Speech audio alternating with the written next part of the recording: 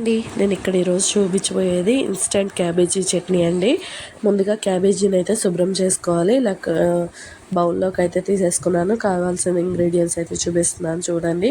ఉప్పు, కారం, పసుపు, క్యాబేజీ, నిమ్మరసము అండ్ కాస్త మెంతిపిండి అండి.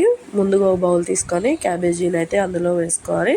ఉప్పు, కారము, మెంతిపిండి, కొద్దిగా పసుపు, నిమ్మరసం అయితే యాడ్ చేసేసుకొని మనం దాన్ని బాగా కలుపుకోవాలండి.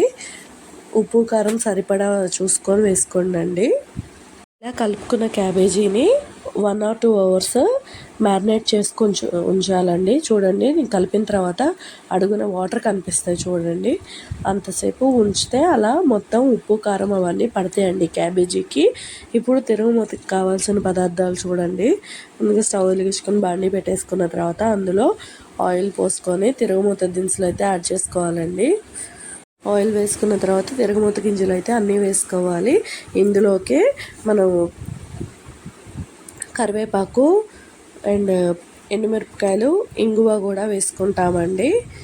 అవన్నీ బాగా వేగిన తర్వాత మనమైతే పచ్చడిలోకి కలిపేసుకొని, ఇది ఒక పూట ఉంటే కనుక టేస్ట్ దానికి బాగా పట్టి క్యాబేజీకి బాగుంటుందండి. Thank you so much.